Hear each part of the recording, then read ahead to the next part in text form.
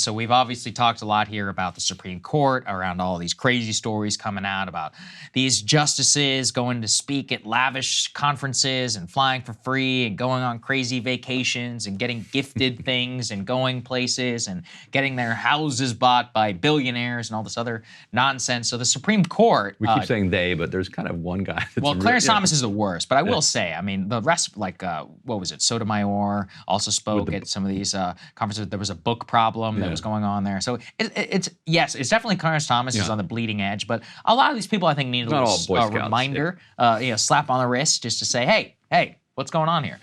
The Senate Democrats and a lot of others had been pushing a congressionally imposed code of ethics. The Supreme Court yesterday voluntarily adopted a code. We actually have it. We can put it up there. Ryan, you read through the whole thing. Give us, is it real? Is it not? Is it actually enforceable? What are the consequences to all of this? Give us some of the details. I mean, it's not really real. And people, if you're watching, you pause and read the preamble there, which tells you everything you need to know about it in one sense. And I could read from one part. Yes. Basically, they say that they were embarrassed that they didn't have a code, and they say, look, we do have a code. We call it a common law code. We do the right thing. There's laws. There's general ethics rules around here that we've all cobbled together to make sure that we're operating as ethically as possible. But we're super embarrassed that people keep saying the Supreme Court doesn't have an ethics code, whereas Congress does, the White House does, and the judiciary underneath the Supreme Court does, and that's embarrassing. So they write, the absence of a code, however, has led in recent years to the misunderstanding that the justices of this court, unlike all other jurists in this country, regard themselves as unrestricted by any ethics rules. To dispel this misunderstanding, we are issuing this code, which largely represents a codification of principles that we have long regarded as governing our conduct. So they're straight up saying, you guys have been complaining for a long time that we don't have a code, so we wrote a code. But they are also saying the code doesn't do anything tighter than what we've already been doing. And so people are like, well, look, Clarence Thomas got a free RV from a guy who brings a bunch of business before the court. That RV costs like 300 grand. That sounds unethical. You're not addressing that in this.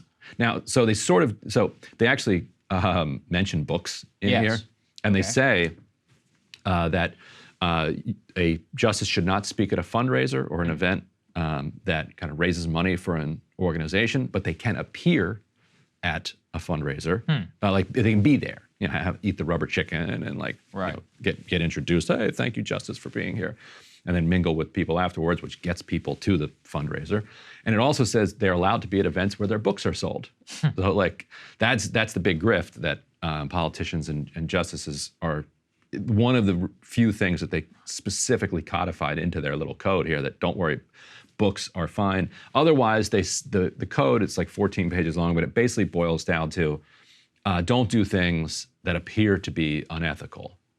But then you're like, okay, well, a lot of this stuff appears unethical. Yeah, so why are you doing it? I was going to ask in terms of the specifics, like what about the private jet travel, some of the stuff that had not been disclosed, any of that? So none of that is in there. No, and it says you should endeavor to be transparent. But but it doesn't say every 6 months you're going to submit to this authority you're like the way that the Senate and the House have disclosure. White House has offices that have paperwork where you submit your paperwork and you say here's my holdings. That's how we know Joe Manchin owns a coal company. Interesting. Because he had to disclose that. So they suggest you ought to do that, but they don't really necessarily.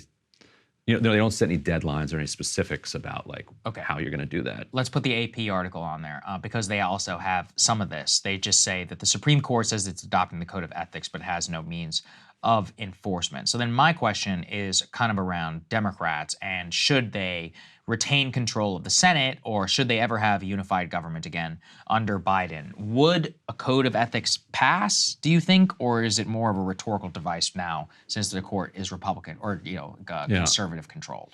I think it could still pass because you saw people like Ro Khanna are the ones that have made a big stink about this, and he responded to this by saying, well, this is ridiculous. There's nothing really in here. We should still codify this. And the point of there being no way to enforce it is both true, but also kind of beside the point in the sense that it's the Supreme Court. Like, who's going to enforce it? The super Supreme Court? Right. Our system is checks and balances. So other branches are the ones that have to check other branches. You know, who's going to, the same with Congress, like that you can have a House Ethics Committee, but ultimately, if the House votes to overrule that, that's what the House does. Like, that's the supreme authority. And the House is the House. The Supreme Court, court is the Supreme Court. That's just, so the House or the White House and the executive have to come in and check them if they want to. And so, yeah, I think that they would have to pass a code of conduct, an ethics code, have the White House sign it into law and say, no, every 6 months, this is what we want. You can't take private jet flights with people who have, you know, business before the court, whatever, like however they want to spell it out. Otherwise, what you're going to get is the Supreme Court codifying or writing down in words that, you know, you must be ethical, so that they don't have the embarrassment of not having this code. Now they say, look, we've got a code. What's your problem? Yeah, that's a good point. So the Democratic ethics bill, quote, would require that justices provide more information about potential conflicts of interest and written explanations about their decisions not to recuse. It would also seek to improve transparency around gifts received by justices. Currently has no prospect of becoming the law. But yeah, I mean, I think it's true. And I think there were a lot of the Republican defense of this has really annoyed me, because they'll say, well, this is just retribution for Roe versus Wade. And I'm like, yeah, that's probably true. Like, let's be real. That's true. That said, it's still not chill to be having your house be bought by a billionaire and be going on crazy vacations. And something I've personally observed with a lot of these people is that they're locked into jobs where they make $300,000 a year, but they're constantly socially in the room with people who are multimillionaires and or billionaires.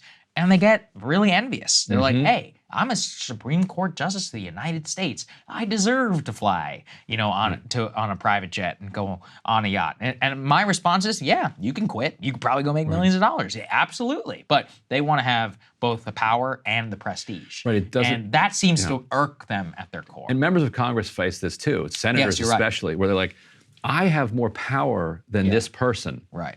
Why does this person get to fly for free? Get to fly to Saint-Tropez or whatever. Like, well, they're not a senator. Yeah. It's like, you can do it too if you want, you know? I read an article actually about 5 senators in their 80s. All of them are multimillionaires. One of them's like sailing around the world. The other one's Barbara Boxer's hanging out at a multi-million-dollar mansion. So Tom Harkin? And yeah, Tom Harkin. Did the sailing, yeah. And I was like, hey, you know, this, and a lot of people were dunking on it, but I said, no, this is a good thing. You should tell it, there's life after. Leave. You should get out. It's like, please. It's like, if that's what it takes, being rich and old is fun. That's something I've learned from a lot of old people. So they should try it instead of just hanging out here for too long. I guess Harkin, because when he retired, Democrats were so mad because they knew they were going to lose this 2014. They knew they were going to lose that seat.